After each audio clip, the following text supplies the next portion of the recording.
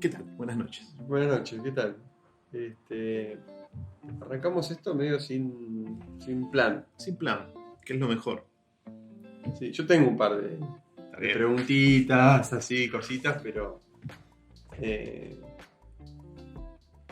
no sé vos si tenías algo también, o vos estás así en Yo el estoy, aire. yo estoy a la buena de Dios, Listo, buenísimo. que es como salen mejor las cosas para mí, Sí, sí, ¿no?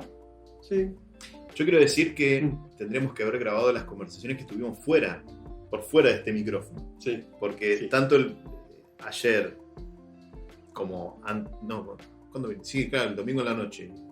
Ayer y antes de ayer hemos tenido conversaciones muy Sí, buenas. sí. Que si lo hubiésemos grabado, hubiese sido otra cosa. Sí, lo que yo me pregunto es si lo hubiésemos grabado, si hubieran aparecido esas conversaciones. Ahí, Claro. no sé, porque yo, digamos, como que la cámara a mí es como un ojo raro, ¿viste? Que me mira. Yo no la siento como un ser humano, como vos que me estás mirando. La cámara la siento como un observador anónimo indescifrable, digamos. Una ventana a un mundo que no sabemos quién está del otro lado. Exacto. Una cosa así. Exacto. Está bien. Entonces como que al principio me cuesta un poquito como calentar y acostumbrarme a que hay una cámara. ¿No? Bueno, pero ahora lo bueno de la conversación es que estamos conversando nosotros, después te olvidás que está la cámara filmando, ¿no? De una. Sé que yo estaba pensando en algo re random, ¿eh? O sea, Sí, yo arranco sí. así Esto es una conversación random. conversación random. Un buen ahí. ¿Por qué había una necesidad de decir que el Logos se hizo carne? Aquí ya más había una necesidad. O sea, ¿por qué en el Evangelio de Juan Sí. surgió una necesidad de arrancar un evangelio diciendo, bueno, el Logos se encarnó? ¿A quién estaban hablando? ¿Por qué estaban diciendo, che, mirá, vamos a arrancar este evangelio diciendo el Logos se hizo carne? Mira, yo creo que el Evangelio de Juan un poco toma algo de la tradición judía para mí, ¿no? Que tiene que ver con la palabra, con el logos, la palabra, e inclusive con la sabiduría. Ahí me parece que hay como una combineta interesante, porque en la espiritualidad de Israel, Dios es un Dios que habla. Digo, pero ahora, Sí. ¿es correcto decir, o sea, traducir al Logos como palabra? En principio sí, qué sé yo. A ver, cualquier nombre que le pongamos es injusto para mí. Decimos palabra porque, bueno, aparece la expresión logos y nos parece que palabra por ahí es lo que más va. Pero sí, en principio yo diría que sí, sabiendo que cualquier nombre que le pongamos va a ser una limitación. Claro. Porque en realidad, algo que a mí me gusta de la espiritualidad de Israel es que Dios es un Dios al que se lo escucha. En la tradición bíblica siempre está como esta prohibición de querer ver a Dios. Claro. De hecho, en el Antiguo Testamento, el único que podía tener esa conversación cara a cara con Dios, como amigos, digamos, es Moisés. Y era el único. De hecho, muchos textos reiteran esta idea de que nadie puede ver a Dios y quedar vivo, ¿no? Y de hecho... Él tuvo una experiencia medio extraña. ¿Quién? Moisés. Moisés tiene muchas experiencias extrañas, Bueno, muchas cosas raras con Moisés. Más allá de que un árbol le habla, digamos, o sea, una planta le habla, digamos, esto de que no puede ver de forma directa a Dios. Verlo. Pareciera que verlo no puede. No en ese primer momento, pero después el libro del Éxodo rinde cuenta de que cuando van por el desierto, que claro, a ver, es difícil para nosotros imaginarnos cómo es la marcha por el desierto, pero cada vez que se movían del lugar, algo que llevaban era la carpa del encuentro, que era el lugar donde estaba el arca que contenía las tablas de la ley, ¿no? y otros chirimbolos y cositas, no viene el caso. La carpa del encuentro. La carpa del encuentro, me parece una publicidad de cerveza. Sí, pero de verdad existía, o sea, era una carpa especial donde habitaba la presencia de Dios, y se dice, no sé la cita exacta, pero que la nube que representa esa presencia de Dios descendía sobre la carpa del encuentro cuando Moisés se quería encontrar con Dios. Y se narra, o sea, no se narra qué había, o sea, qué le pasaba a Moisés, pero sí cuando salía dice que tenía el rostro resplandeciente, como luminoso, onda transfiguración de Jesús, una cosa así. Pero salvo ese caso, al Dios bíblico no se lo ve, se lo escucha. De hecho, el libro del Éxodo, cuando habla de los mandamientos, comienza con esa premisa: Shema Israel, escucha Israel. El Dios bíblico se lo escucha, no se lo ve. Que hace poquito en la liturgia católica, en esto de que hay lecturas que tocan leer cada día, hace 2 semanas en la celebración leamos el episodio de la Transfiguración, sí. Que tiene mucho esto de manifestación de la gloria, pero Jesús manifiesta su gloria, pero cuando aparece la voz del Padre no dice véanlo, glorioso, dice Él es mi hijo, escúchenlo. No dice mírenlo. Y de hecho cuando se escucha la voz del Padre diciendo Él es mi hijo, escúchenlo, dice que Pedro y Juan levantan la mirada y lo ven a Jesús solo, y lo ven como siempre. Es decir, lo de poder ver la gloria es como algo excepcional. No es que uno tiene que buscar ver la gloria. Lo que vos tenés que hacer es escuchar. Que para mí es una cosa maravillosa, porque a mí, no sé a vos qué te pasa, pero a mí el sentido del ver me hace como referencia a un lugar de seguridad. Cuando yo veo es como, de alguna manera, poseo lo que está a mi alrededor. En cambio, el escuchar te pone como en otra actitud, ¿no? Para mí, el ver tiene mucho que ver con el poseer, mientras que el escuchar te vuelve con otra disponibilidad, ¿no? Es decir, tenés que descubrir por dónde va la cosa. Sí, no. A ver, me hace pensar como en un montón en aspectos psicológicos, digamos, ¿no? de la imagen, y cómo todo lo imaginario, todo lo que se presenta en forma de imagen, tiene un efecto psicológico totalmente diferente a lo que se escucha, ¿no? Como un modo de percepción totalmente distinto a la imagen. La imagen es como que tiende como a cerrar, ¿viste? Como a consolidar y a fijar. En cambio, lo que se escucha es algo totalmente diferente, ¿no? Entonces me hace pensar en eso, como pareciera como que lo audible no terminara de ser del todo cerrado, sino como que invita a algo más, y la imagen es como que ya está, plasma, como que sella. No sé, lo digo de un lugar como más intuitivo que no sé, me hace pensar en eso, y me resulta como muy estimulante pensar en esto, ¿no? En no que quede fijado en una imagen, Jesús, digamos. Claro. Que, a ver, igual, bueno, acá hay como un poco de diferencia entre el mundo católico y el mundo evangélico, ¿no? En cuanto al lugar de la imagen, ¿no? Que desde la perspectiva católica, la imagen tiene sentido dentro del mundo creyente desde la encarnación de Jesús. Es decir, Él es imagen del Dios invisible, ¿no? Claro. Entonces, la imagen, que yo creo que a veces hay como una acusación que es injusta para mí hacia el mundo católico, como de una exacerbación del lugar de la imagen.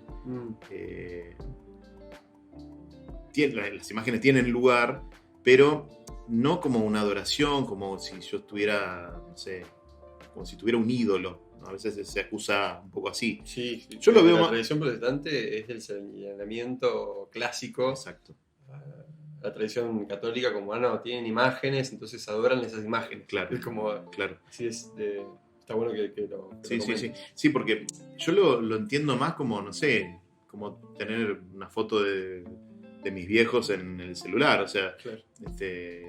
yo tengo una foto, pero a ver, no porque no estoy entendiendo que mis viejos están adentro del celular, o sea, sino que me ayuda a mí como a concentrar, focalizar un poco mi atención en esta imagen que me remite a lo que es real, a la realidad. Yo sé que mis viejos no están ahí, pero la foto me ayuda a mí a pensar en ellos, a tenerlos en consideración. Si no, no tendríamos fotos. Tenemos que sacar, no sé, vos tenés fotos también ahí. Sí, sí. Tendríamos que sacar las fotos, ¿no? del celular, de las carteleras. Claro, claro.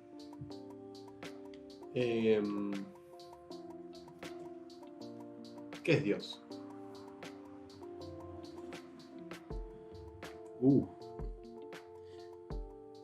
Dios es apertura.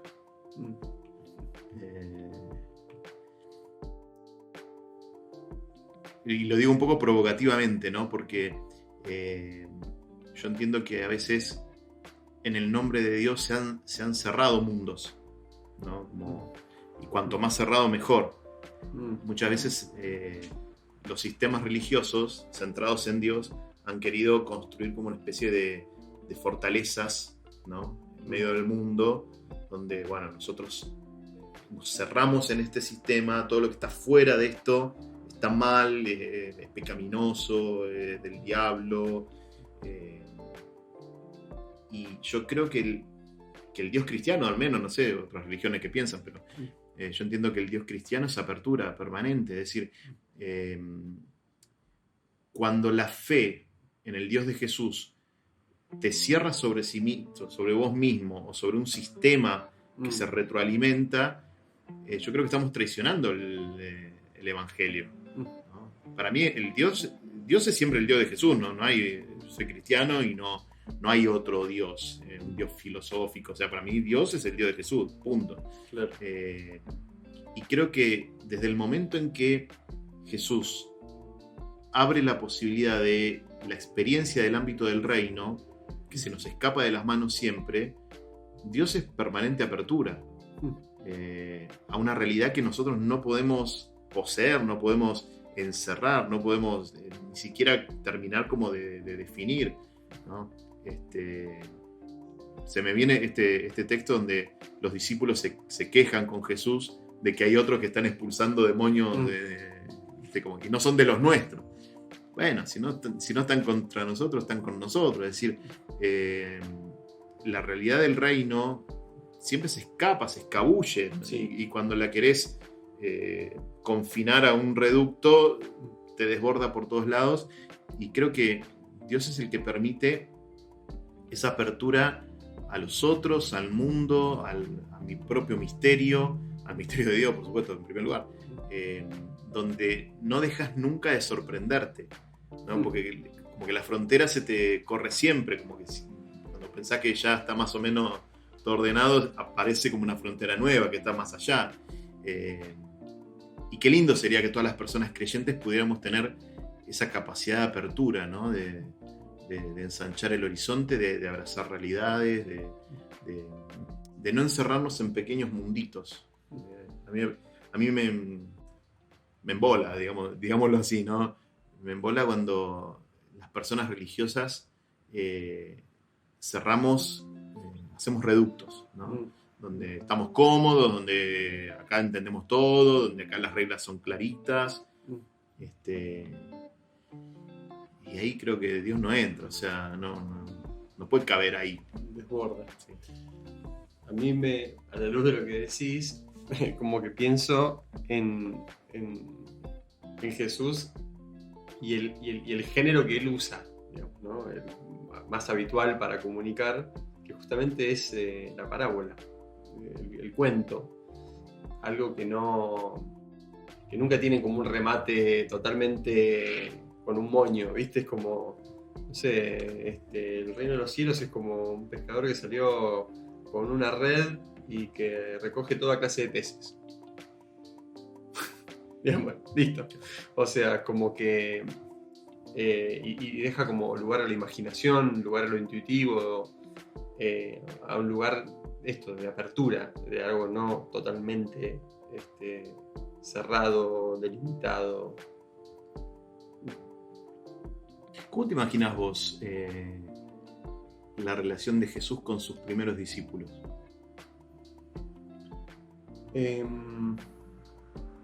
Honesta. Es más, crudamente honesta. ¿Por qué crudamente? Porque aparece mucho de esto de maestro bueno. Mirá, yo no soy bueno. Che, ustedes no tienen fe. O ¿hasta cuándo tengo que tolerar estar con ustedes? También que son solo como fragmentos lo que estoy mencionando, ¿no? Pero me imagino a Jesús con una autenticidad impactante y atrayente. O sea, atrayente, pero también como que inspira como, bueno, cuidado, ¿no? Como no una atracción como del buenito, del santito con su aureola, sino como alguien tan auténtico que podría resultar también intimidante, digamos. No solamente desde ese lugar como súper domesticado, sino como alguien que puede ser una gama de posibilidades muy amplia. Por eso Jesús es como muy difícil, me parece, de encapsular en una personalidad. Como bueno, Jesús era, no sé, no se puede decir ni que era flemático ni que era sanguíneo, digamos. Porque realmente estaba tan abierto a la experiencia, tan conectado consigo mismo y con su entorno, que Jesús podía ser como justamente la personalidad de los seres humanos termina siendo como un corset, digamos, para uno mismo. No, yo soy siempre frontal, ¿no? Y bueno, la única manera que tengo de reaccionar es de manera frontal. No, yo soy pasivo-agresivo. No, yo me guardo todo. En Jesús no se ve eso. En Jesús se puede ver una ternura conmovedora y al mismo tiempo un rigor que da miedo, ¿no? Por momentos. Entonces, yo me lo imagino así, como una personalidad magnética,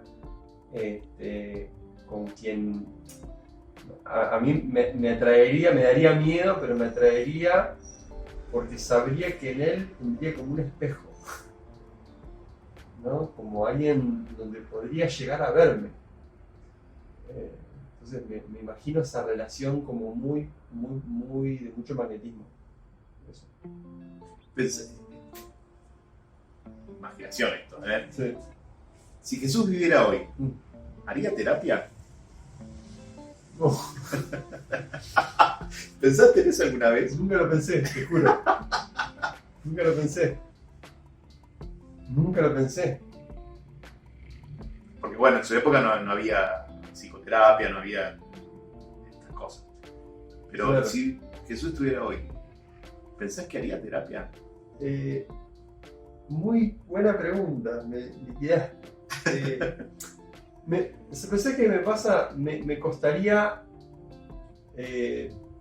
pensar a Sócrates haciendo terapia. Claro. Me costaría pensar a Buda haciendo terapia, ¿no? A Confucio haciendo terapia, pensando como en los... Karl Jaspers dice que bueno, hubo 4 grandes en la historia. O sea, después el resto son comentaristas, digamos, pero hubo 4 grandes, ¿no? Confucio, Buda, Sócrates y Jesús. Y es como que esos tipos, a mí me cuesta imaginarlo, pero no porque lo sienta Jesús autosuficiente. De hecho, Jesús se muestra en momentos totalmente vulnerable, desarmado, angustiado hasta la muerte, llorando, enojado, pero pareciera como si eso mismo no le representara conflicto. como que no le pone un valor agregado a las cosas. Es como, estoy angustiado, punto.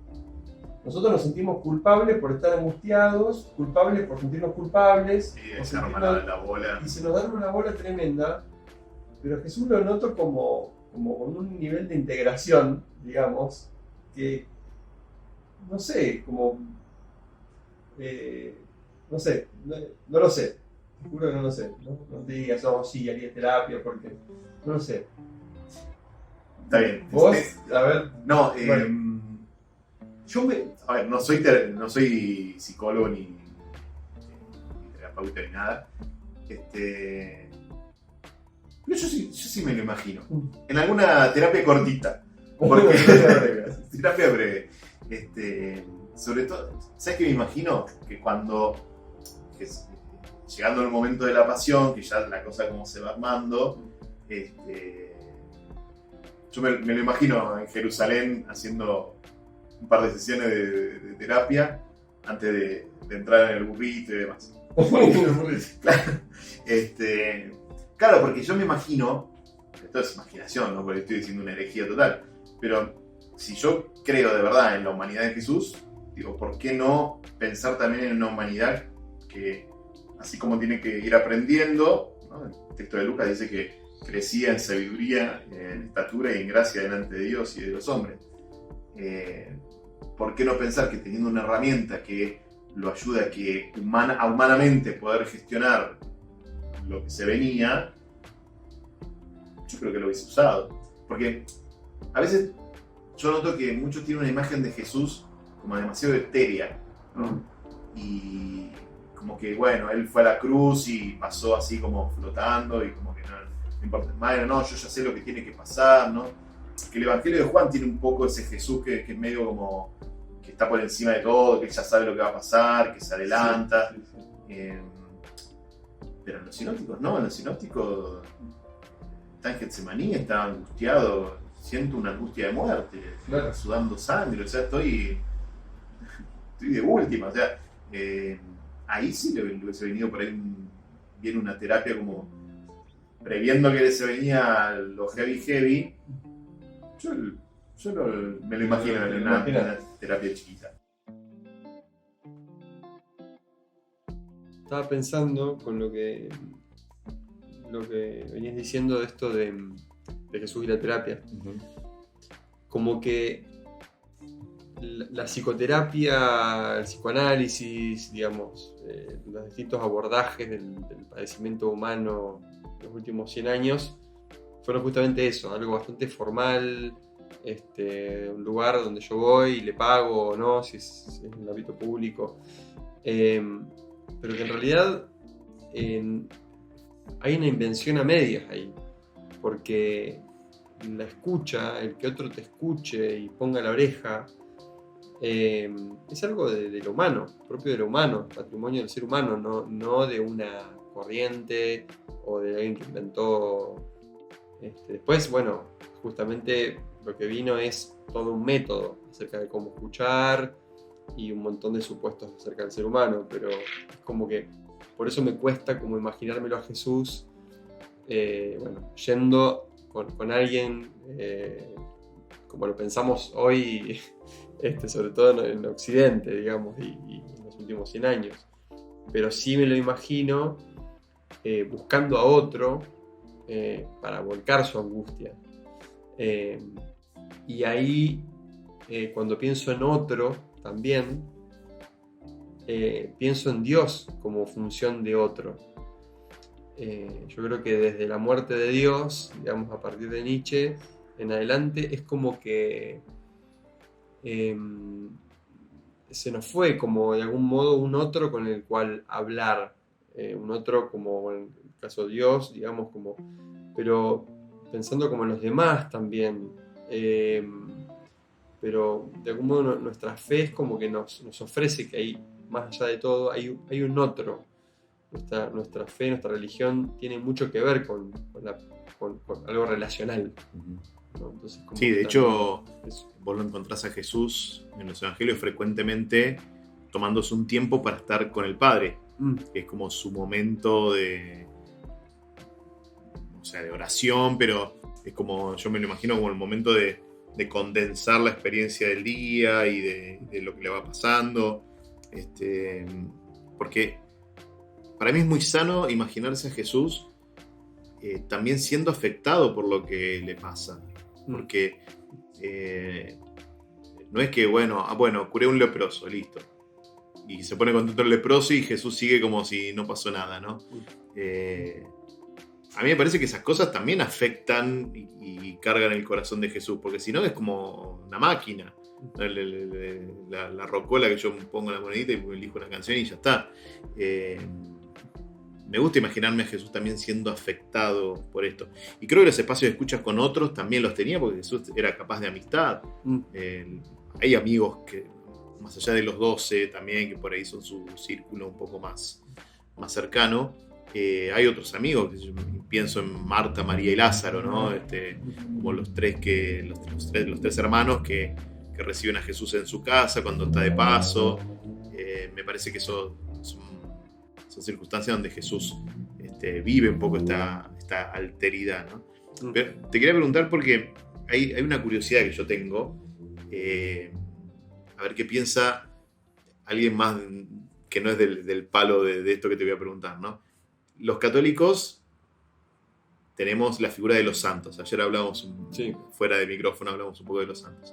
Dentro de los santos ocupan un lugar importante los mártires, es decir, aquellos que han dado como su vida por Jesús, ¿no? Hasta derramar su sangre. ¿Los mártires necesitaban terapia? Es decir, porque uno de los instintos básicos es conservar tu vida, ¿no?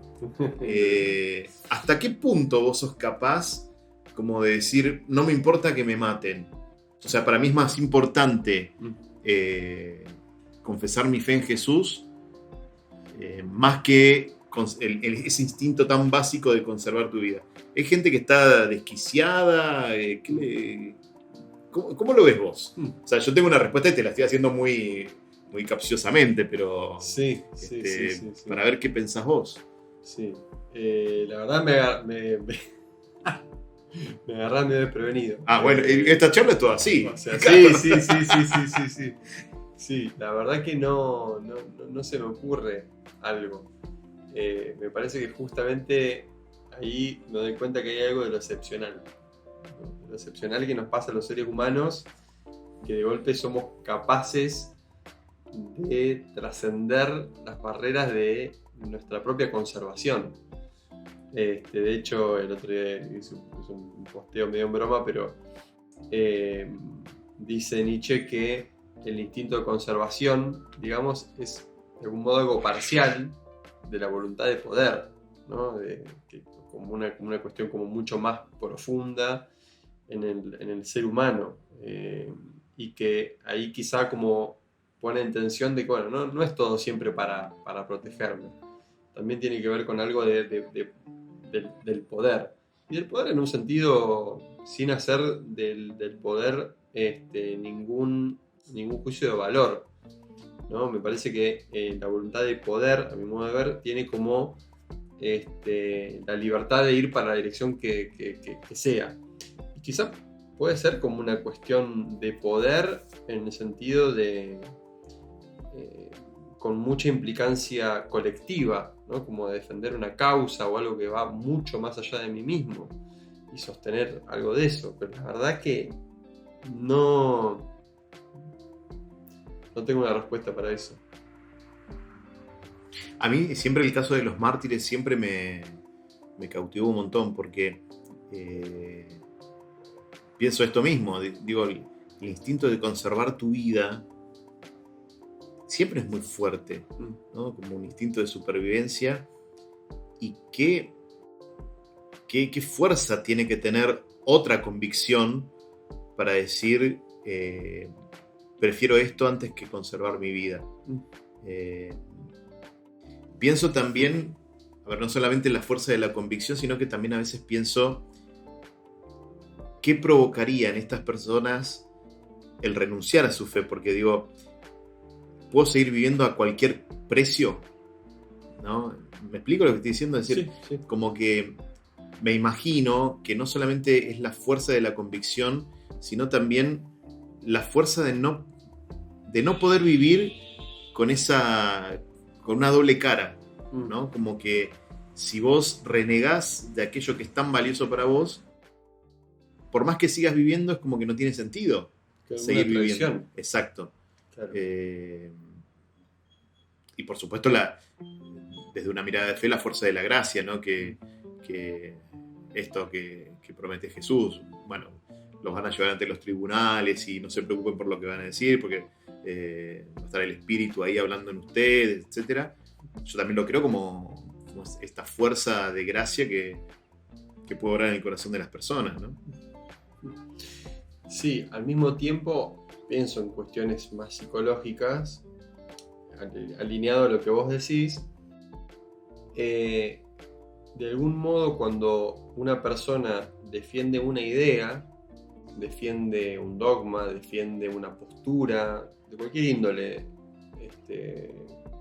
ideológica, política, filosófica, bueno, en algún punto defiende algo en relación a su autoconcepto.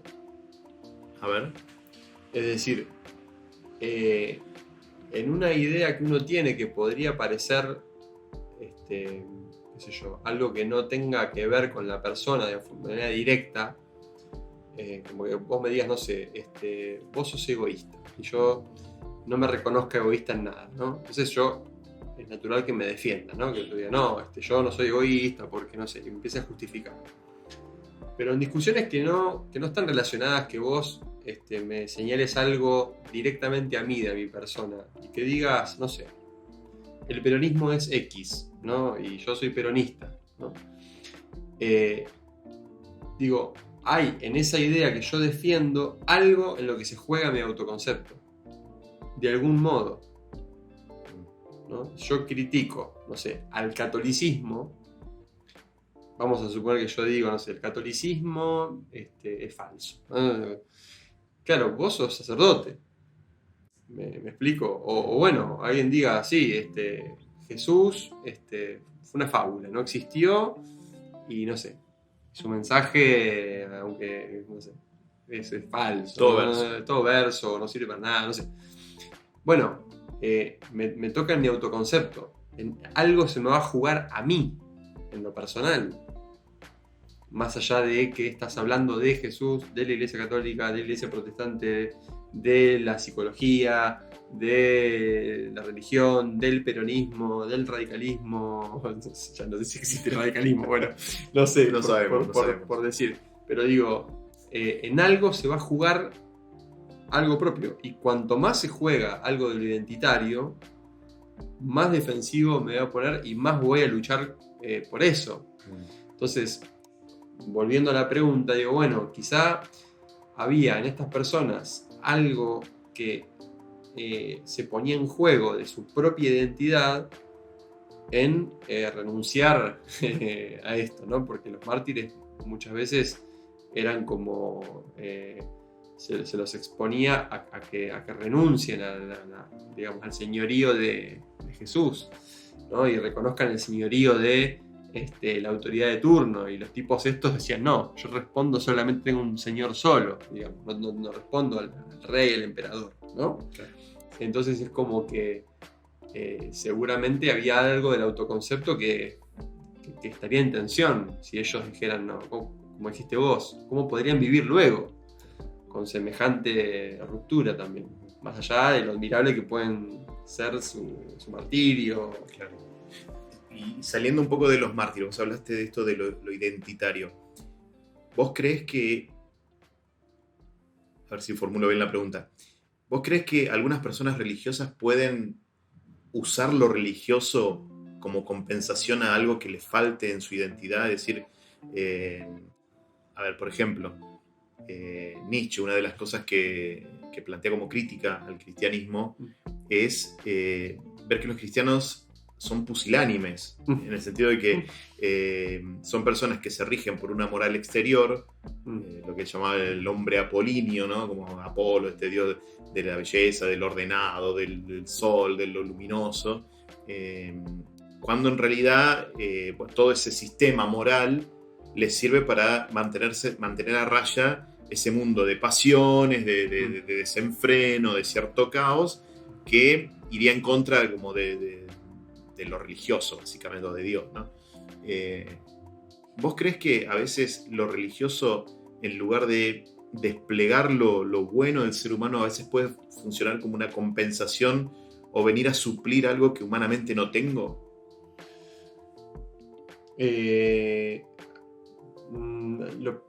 Lo pensaría más como no ni a compensar ni a suplir lo que no tengo. Sí, perdón, por ahí estoy usando términos muy psicológicos que no están apropiadamente usados. No, igual son perspectivas, sí. Digamos, hay quienes hablan de compensaciones y, digamos, yo doy mi óptica, Sí. pero lo que se me ocurre es no compensar nada, no suplir, sino frenar lo propio. Me parece que mucho de lo religioso y de los discursos en general, ¿no? Porque acá cae en la volteada de la religión y me parece que a veces la religión es el chivo expiatorio de un montón de otros discursos que también funcionan exactamente igual, digamos, ¿no? Son un freno, digamos. Son un freno de tomar decisiones, son un freno de hacerme cargo de mucho de lo que está ahí, de lo que sucede en la experiencia del ser humano, del deseo, digamos. Son como un dique, vamos a decirlo, como algo que, bueno, mantiene un poco a raya. El tema es que, bueno, el discurso puede ser religioso o puede ser de cualquier otra índole, no necesariamente de fe religiosa. Claro.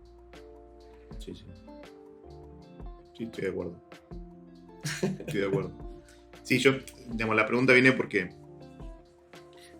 a mí me toca ver experiencias religiosas que son alienantes, que te das cuenta que no están colaborando, sino que están perjudicando a la persona. Como que la despersonalizan, como que la persona no llega como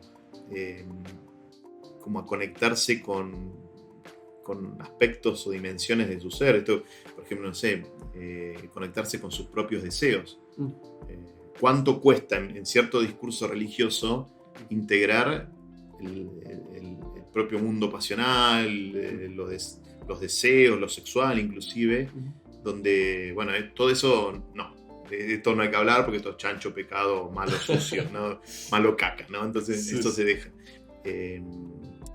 Como también puedo ver otro tipo de experiencias, pero digo, lo religioso muchas veces funciona como enemigo de lo humano, ¿entendés? Como que si yo quiero ser más religioso tengo que perder humanidad, porque si soy demasiado humano, como diría Nietzsche, ¿no? No puedo ser verdaderamente cristiano. Claro. Cuando en realidad a mí el gran escándalo cristiano es justamente creer en un Dios que se hizo carne. Sarx en griego, ¿no? Como esto lo más concreto de lo concreto. Bueno, Dios se hizo carne. No fue, bueno, me disfrazo un rato de ser humano, ¿no? O sea, se hizo carne. Y yo no sé si los cristianos le damos el peso específico que tiene eso, ¿no? Y empezamos a dudar del humano, a dudar de que mis pasiones sean un lugar donde puedo también encontrar algo de Dios. Pero bueno, creo que esa mirada de a poquito va cambiando también, ¿no? Sí, a mí hay un texto que me conmueve, que me encanta, que ahora me gusta, pero no me acuerdo bien dónde está, digamos. No me acuerdo si es en Hebreos, vos seguro te vas a acordar, que es muy famoso, donde, bueno, ¿qué es justamente lo que lo exalta a lo sumo a Jesús? El hacer un vaciamiento, que haya un vaciamiento de ese lugar de Dios y hacerse humano. Carta a los Filipenses. Filipenses, Se gracias. anonadó a sí mismo, tomando la condición de servidor. Exactamente. Entonces, esa paradoja que se da, me parece que es la invitación, un poco como, y por eso el apóstol Pablo lo llama el segundo Adán. En definitiva es el nuevo hombre, ¿no? Adán pensando como varón, ¿no? Como hombre, como ser humano, en realidad, en definitiva. Entonces, una forma de ser humano que está bien, digamos, ¿no? Siendo humano plenamente, eso, no como una forma que está bien, sino como ser humano plenamente es el modo de ser exaltado a lo sumo. Exacto.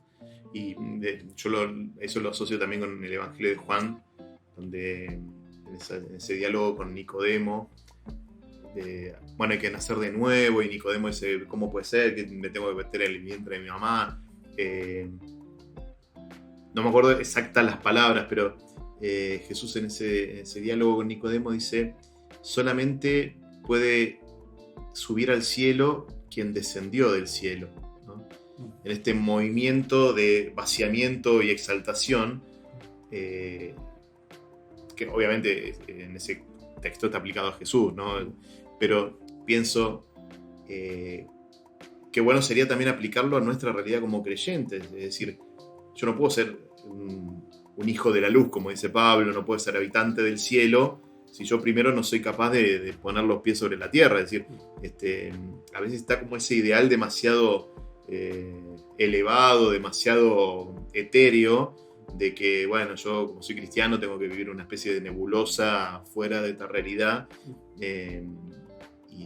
O sea, no puedo subir a lo alto si yo no soy capaz de descender a lo más bajo también, ¿no? Lo que sí es de la carta de los Hebreos, esto que dice que Jesús es sumo sacerdote justamente porque es capaz de compadecerse de sus hermanos. Es la compasión la que identifica el sacerdocio de Jesús, no la separación, como en el Antiguo Testamento, decir, bueno, yo tengo que estar separado, cuanto más separado, más santo soy, ¿no? No es la lógica de Jesús, cuanto más separado, sino cuanto más compasivo sos, cuanto más capacidad de tender puentes hacia el otro, ahí sos más cristiano, o más santo si lo querés, ¿no?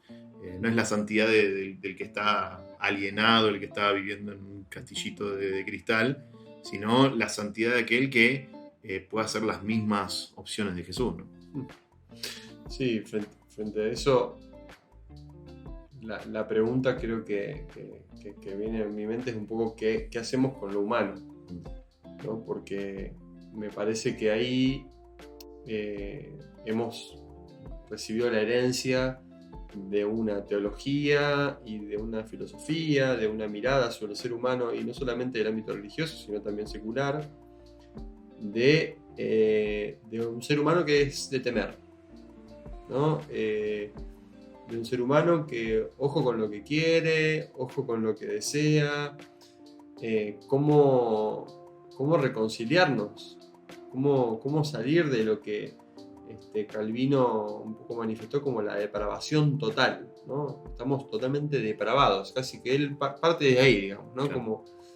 Cómo repensar la humanidad a la luz de la propuesta de Jesús, digamos, ¿no? Como yo veo a Jesús que en la regla de oro, ¿no? El traten a los demás como quieran ser tratados.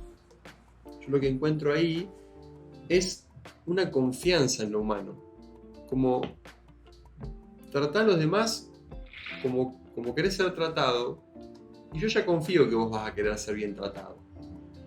Porque alguien podría decir, che, no, pero ¿cómo voy a tratar a los demás como quiero ser tratado? Yo quiero ser maltratado. Ya que se presupone que yo quiero ser bien tratado. Y de un lugar muy llano, no quiero ir como a una profundidad filosófica que ni tengo, ni, digamos, porque esto es para cualquier persona. Tratar a los demás como quiero ser tratado, con cuidado, respeto, ¿no? Con autonomía. Digo, entonces me parece que queda como un camino todavía, como recuperar, acercarnos sin miedo a lo humano. Parece que estamos tan atravesados de esto, de frenos. Parece que son como estos frenos. Sí. Yo igual, algunos pienso que son de temer, pero bueno, no importa. No, fuera de broma. Creo que, a mí me parece que la antropología luterana, reformada en general, es mucho más pesimista que la antropología católica. Sí. Porque, como vos decías, bueno, Calvino, bueno, en general, casi todos, digamos, parten de la noción como de cierta corrupción del ser humano. O sea, ya el punto de partida es, o sea, que salís con desventaja. Bueno, por eso me llamó la atención, ahí te dejo, que cuando hablábamos fuera del micrófono el otro día, yo le decía, ¿por qué no le decís a tal persona que Dios te dijo que vos tenías que hacer esto? Sí. Y vos me dijiste, no, eso en el catolicismo no funciona. Sin embargo, en el mundo protestante funciona de 10. Claro. Por decirle a alguien, no, ¿sabes qué? Yo voy a hacer eso no porque quiero, no porque son mis deseos, no, es porque Dios me lo pidió, Dios me lo dijo. Claro. Como que ahí, ese es lo que te habilita. Claro, ahí nos quedamos todos tranquilos. Claro. Porque vos, como engañoso es el corazón del hombre y perverso, como dice Jeremías, creo que es. Es un texto que se cita mucho. No, bueno, si Dios te lo dijo, nos quedamos todos tranquilos, digamos. Claro. Pero pará, ahora yo me quedé enganchado con eso. Pero, digo, de curioso lo pregunto, ¿qué es lo que de alguna manera como que verifica que eso que vos estás diciendo que Dios te dijo, de verdad viene de Dios? Solamente porque lo decís. O sea, yo, en esa lógica, yo puedo decir, a mí Dios me dijo X y todo el mundo va a confiar solamente en mi palabra. Bueno, no hay nada que verifique si lo que estoy diciendo. ¿Dónde está el discernimiento ahí? No, digamos, a ver, estoy haciendo una generalidad. Sí, obvio, pero. Del discurso que un poco se escucha en los ámbitos como. O sea, que queda bien, digamos, como que queda bien cuando alguien dice, no, bueno, yo voy a ir a tal lado, no sé, como misionero, porque es el llamado de Dios. ¿No? Esto es. Y sí, bueno, qué sé yo, no era tu deseo ir, vos vas solamente porque es un llamado, no. Bueno, ojo, acá sumo un elemento. En ámbito católico, en temas vocacionales sí hay como esa especie de extrinsecismo. Yo no lo considero así, pero en muchos discursos cuando se habla de lo vocacional, este famoso Dios te llama. Sí, o sea, yo creo que Dios te llama. Ahora, ¿cómo entendés ese Dios te llama? A veces es peligroso. Yo, por ejemplo, he conocido por testimonio de amigas, sobre todo, una amiga de muchos años que la invitaron a un campamento y, bueno, fue al campamento, qué sé yo, en una provincia argentina.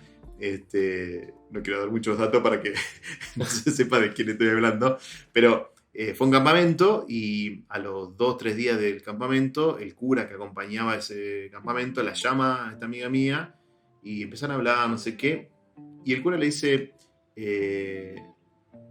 yo siento que Dios te está llamando a ser religiosa.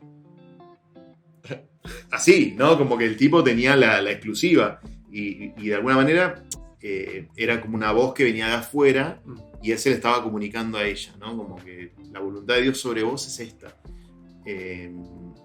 Claro, ahí queda como fuera todo el mundo personal, o sea, de esta chica, porque si no, si ni la conocía, ¿cómo Dios le dijo que la llamaba a ser religiosa? O sea, ¿de dónde salió ese dato? Bueno, a veces en cierto discurso vocacional católico está esa cosa extrinsecista, ¿no? Yo creo que la vocación más bien es, a ver, yo considero que es un llamado. Lo que pasa es que no solo es un llamado desde afuera, sino que también sobre todo es un llamado desde adentro, o sea, desde tu propia constitución, de tu propio ser humano, desde lo que sos. No puede ser algo solamente que viene de afuera como mensaje, ¿no? Me entró un mail, ¿viste? Claro. No funciona así. Bueno, más allá de eso, vuelvo a lo de la antropología. La antropología católica contempla que el humano está herido, pero no está corrompido. O sea, esto no es parte de nuestra teología sobre el ser humano. Hay una herida, sí, pero no es corrupción. No se suele hablar de corrupción.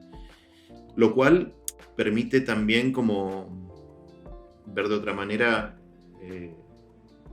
lo que llamamos la salvación, la redención, que bueno, tiene contacto y tiene que ver con esa herida, pero no es que partimos de la convicción de que el hombre está todo mal. ¿No? Sí, hablamos de un hombre, de un ser humano, ¿no? De un ser humano necesitado, pero no de un ser humano corrompido. Claro. O sea, parecen, es el agua y el aceite. Claro, sí, parecen palabras nomás, pero en realidad son puntos de partida distintos. Sí. No, en el ámbito protestante hay todo un gran camino por hacer, digamos, ¿no? Un ser humano que no puede confiar en sus deseos, básicamente. O sea, tiene que morir a sí mismo, interpretado eso como, bueno, olvidarse de todo su deseo, sus inquietudes, y poner los pensamientos de Dios. Es una cosa como bastante más fuerte. Entonces, claro, ahí aparece toda una gama, me parece que de engaños y de autoengaños, ¿no? Donde empiezo, porque el deseo se las arregla, digamos, para encontrar resquicios y bueno, y ahí aparece todo el discurso como más religioso y pomposo y de que Dios me dijo y que esto y que lo otro, y bueno, ¿no? Ahí me parece que empiezan los problemas, o parte de los problemas en nuestra tradición, la tradición protestante.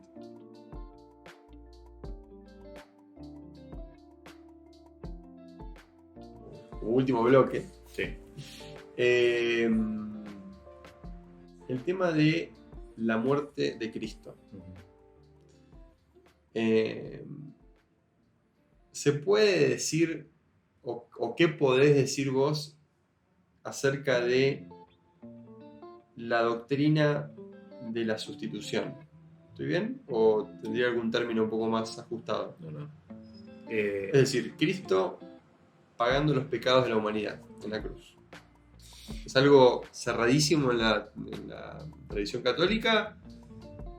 ¿Está en revisión? ¿Se ha revisado?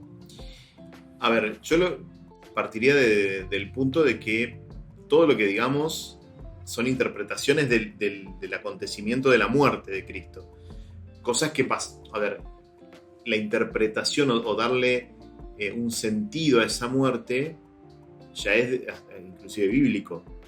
O sea, estamos frente a un hecho histórico, que es la muerte de esta persona,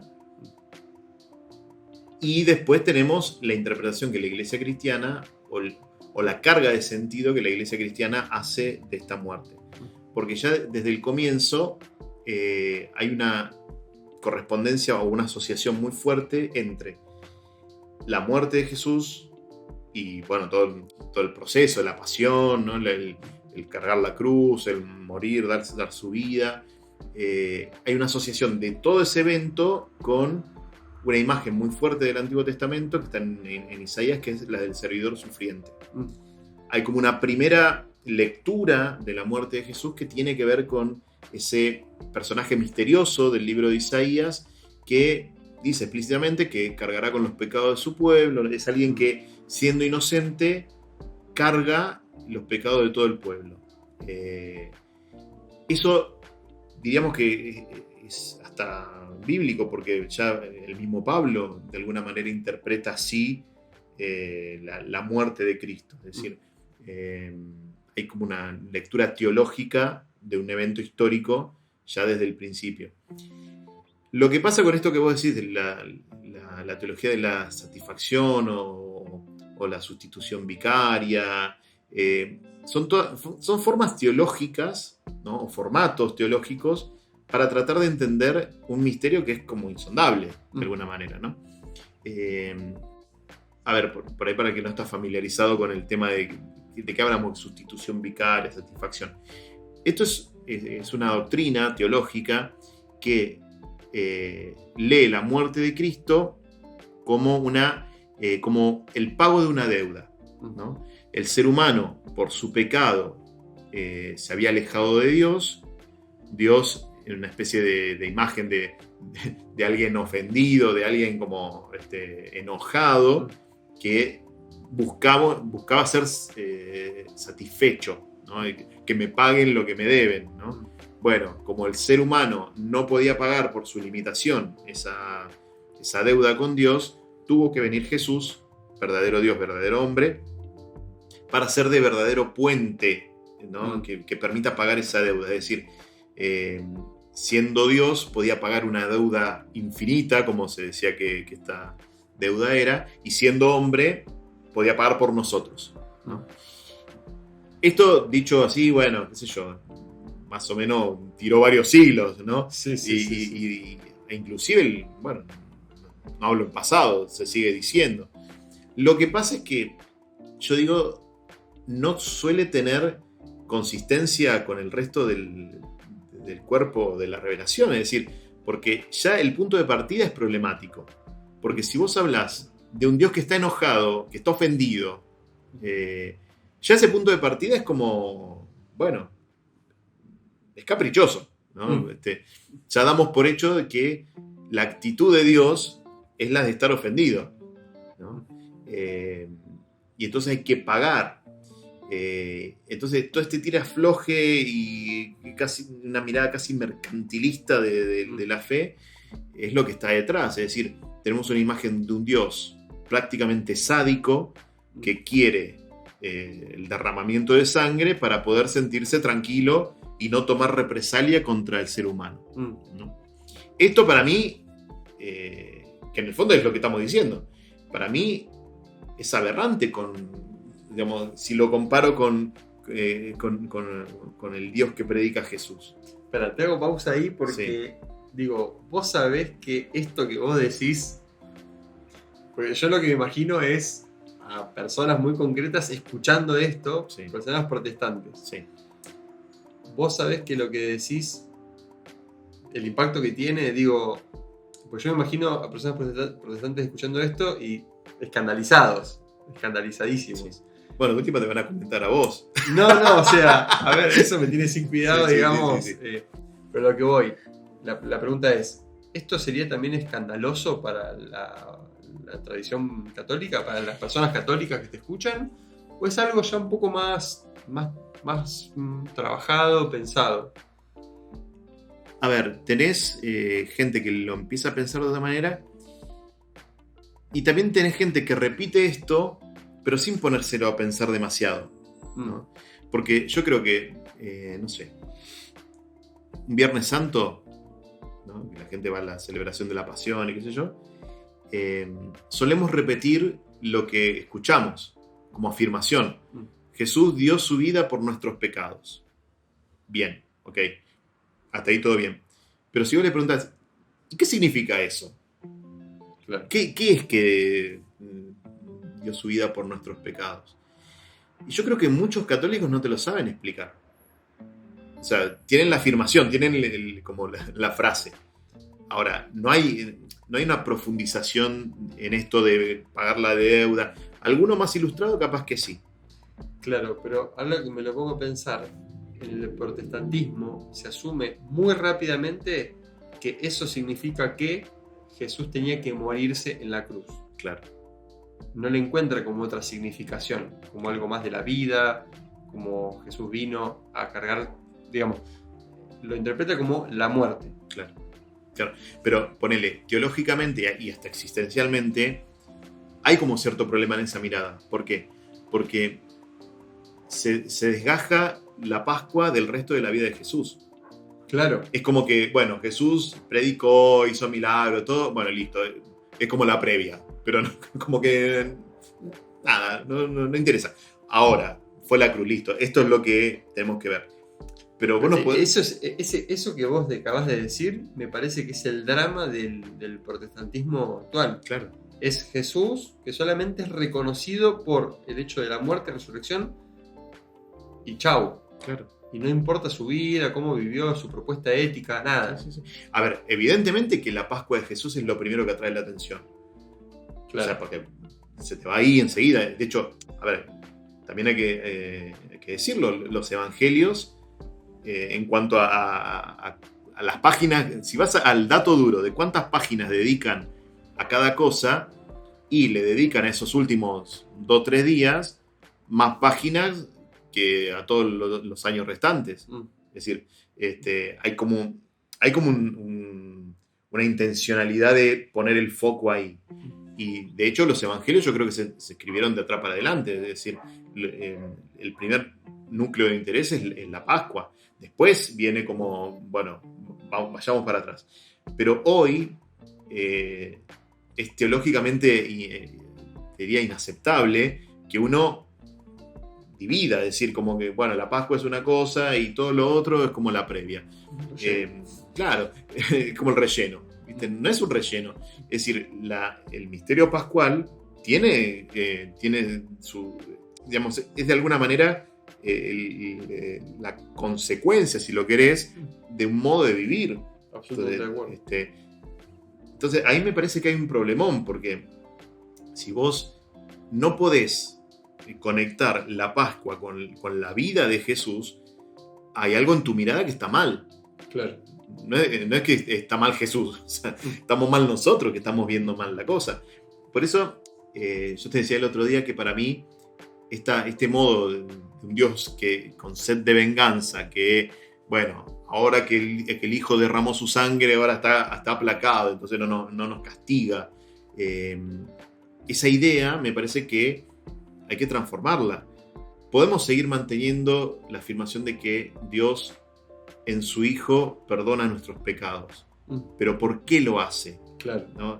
Y acá está la pregunta. Sí. Y para mí la clave está en lo que la Carta a los Hebreos llama la obediencia de Jesús. De esto hablamos y está buenísimo que lo traiga. Sí. Es decir, la obediencia, palabra un poco desteñida para nosotros. Sí, porque yo en el momento que lo hablamos, fuera de cámara, estos días te la pinché. Te dije, che, pero ¿cómo es esto? Sí. Está re bueno que lo traiga. O sea, porque obediencia, como vos me decías, tiene una connotación un poco negativa, como de esta obediencia ciega, que bueno, me dicen plantar un palo de escoba que va a salir un árbol y vos vas y lo plantás, claro, porque hay que obedecer y sin cuestionar. Sin cuestionar nada y ciegamente, y bueno, no, o sea, pero no va por ahí, o sea, la obediencia, la palabra obediencia, me pongo un poco técnico, ¿no? Pero viene del latín audire, ¿no? Que no tiene una traducción exacta en castellano porque sería como escuchar hacia, pero a nosotros lingüísticamente no nos va eso.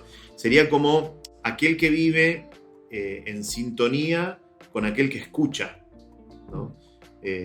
Aquel a quien yo escucho, no lo escucho solo voluntarísticamente, sino que hay una comunión de vida, ¿no? Entonces, a eso me refiero con la sintonía. Entonces, en Jesús, ¿cuál es la clave? No es el derramamiento de sangre o lo cruento, ¿no? Sino la obediencia. Toda la vida de Jesús desemboca en la Pascua como su consecuencia. Es decir, toda la vida de Jesús es vivir con el corazón puesto en la voluntad del Padre. Entonces, la cruz no tiene sentido por cuánta sangre derramó, sino que esa obediencia de Jesús, esa comunión con el proyecto de Dios, del Padre, lo lleva a vivir el amor hasta el extremo. Claro, fue obediente hasta la muerte. Obediente hasta la muerte, ¿no? Y muerte de cruz. Y muerte de cruz. Sí. Pero la cruz es como el punto hasta el cual, por amor obediente, Jesús pudo llegar. Claro. Entonces, a mí me parece que yo te decía, una gran limitación que nosotros tenemos para hablar de la redención, del concepto de pecado inclusive, que creo que hay que redescubrirlo, es que nosotros vemos la redención como completar lo que nos falta, ¿no? Es decir, bueno, yo tengo el corazón corrompido, tengo el corazón herido, lo que sea, bueno, entonces viene Jesús para completar lo que yo debería tener. Y a mí me parece que eso es una parte del camino. O sea, la redención no tiene que ver solo con lo que me falta, sino con la sobreabundancia. Entonces, la redención no es solo, que yo llegue al mínimo indispensable para ser santo, sino la redención tiene que ver con un plus de humanidad que no vas a encontrar en otro lado. ¿Y por dónde pasa ese plus de humanidad? Por el sentido que yo le pueda dar a mi vida. Es decir, la redención de Jesús es la posibilidad de darle a mi vida una orientación nueva. Como Jesús, ¿no? La vida de Jesús tiene sentido por la obediencia al Padre. Bueno, si yo recibo a Jesús en mi vida toma una orientación nueva. Y eso no es solamente para borrar el pecado, claro, que es la primera parte, o sea, es una sola de las partes. Sino que la propuesta de Jesús es para ampliar el horizonte, ¿no? Lo que te decía al principio, para mí Dios es apertura. Bueno, es la redención para mí es un sentido que le da a mi vida horizontes que no podría ni imaginar en otro contexto, si no es desde Jesús. Tal cual. Retomo algo de lo que vos decías a la luz de la muerte de Jesús, y pensaba cómo fácilmente se piensa finalmente que Jesús viene a dar su muerte, cuando en realidad dio su vida, Claro. lo cual no es lo mismo, ¿no? Y que dar la vida lo lleva a la muerte, ¿no? Y no al revés, como a veces pareciera como que el foco de Jesús era ir a morir, y no, era vivir de esta manera, obediente, pensado en el término, en el significado que vos le das, obediente a la voluntad de Dios. Y ahí yo siempre hago como el juego Dios es amor, como obediente a la voluntad del amor, ¿no? Como firmemente anclado al amor en la vida, ¿no? De una manera extrema, y cómo eso desemboca en algo totalmente intolerable, ¿no? Claro, es que el dar la vida de Jesús no es solo la cruz. Claro. El dar la vida de Jesús es toda su vida. Es la vida. Es su vida. O sea, Claro. Porque si no, de vuelta, si el dar la vida es solo la cruz, estamos de vuelta dividiendo el misterio pascual de la vida de Jesús, ¿no? Me acordé cuando vos decías esto, y retomo ahí con el tema del martirio, que hay un himno de la liturgia de las horas, que es la oración que hacemos los sacerdotes a lo largo del día, que cuando toca un mártir hay un himno que dice: martirio es el dolor de cada día si en Cristo y con amor es aceptado, ¿no? A ver, de nuevo. Martirio es el dolor de cada día si en Cristo y con amor es aceptado. Es decir, el dar la vida del mártir, por ahí a mí no me toca que me persigan y que me maten por mi fe en Jesús, ¿no? Que hay también, o sea, hay lugares del mundo donde la gente muere por ser cristiana, pero tal vez en nuestro contexto no me van a perseguir por ser cristiano por ahora, no sé. Pero no quiere decir que yo no pueda entregar mi vida, ¿no? Martirio es el dolor de cada día si en Cristo y con amor es aceptado. Yo puedo ir dando, como estoy dando mi vida en cuotas, ¿no? Con este pequeño paso, con esta pequeña renuncia, con este pequeño gesto de amor, yo estoy dando ya mi vida. Aunque por ahí no tenga el momento heroico que voy a decir, sí, yo doy mi vida por Jesús.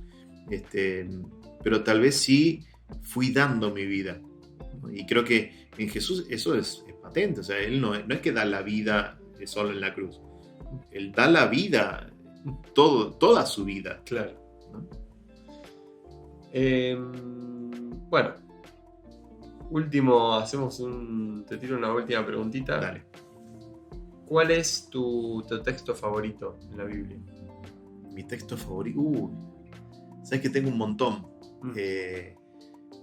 Pero, o ahora, el que se te venga hoy, capaz que es hoy. sí. No, yo siempre vuelvo a muchos textos. Pero hay uno que yo elegí como lema de mi ordenación presbiteral, que es el final de la parábola del buen samaritano, ¿no? Bueno, ya la parábola más o menos no la voy a contar de vuelta, pero después de la parábola, cuando termina todo, que Jesús como que lo expone al que había preguntado: ¿quién es mi prójimo? Bueno, en realidad la pregunta es: ¿de quién te hiciste prójimo? Vos, no quién es tu prójimo, sino vos de quién te haces prójimo. Jesús termina diciendo: bueno, ve y procede tú de la misma manera.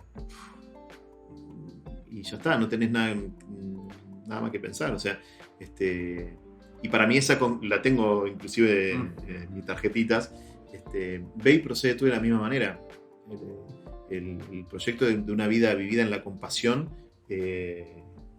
para mí es tan simple y tan complejo como eso. Me encantó. ¿El tuyo? No lo querés decir. Lo voy a dejar acá porque me parece que el tuyo ya está. Es como para que nos vayamos así, bueno, súper chochos. Yo tengo el mío, pero me encanta. Me encanta que quede ahí. Bueno, querido, hermoso. Gracias. Che, vamos a seguir haciendo esto. Dale. Allá, acá, no sé. Perfecto, me encanta. Bueno,